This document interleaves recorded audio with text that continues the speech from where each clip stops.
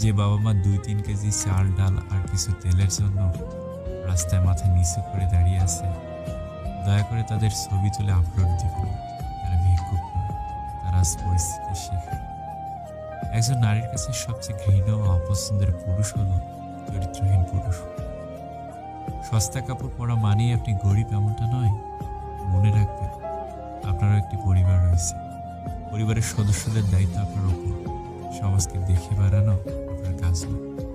লেবুর এক ফোঁটা রস যেমন হাজার হাজার লিটার দুধকে নষ্ট করে দেয়, তেমনি মানুষের অহংকার তার হাজারো ভালো গুণকে নষ্ট করে দেয়। মিথ্যাবাদীরাই এখন সবার প্রিয় হয় এবং ভালোবাসা পায়, আর সত্যবাদীরা পায় শুধু অবহেলা আর অপমান। সবাই বলে দেয় কে কার কতটা আপন। সময়ের সাথে বদলে যায় অনেক প্রিয়জন। সময়ের সাথে বোঝা যায় কে আপন, কে পর, কে বন্ধু, আর কে স্বার্থপর। সৎলোক 7 বার বিপদে পড়লেও আবার উঠে আসে, কিন্তু অসৎ লোক একবার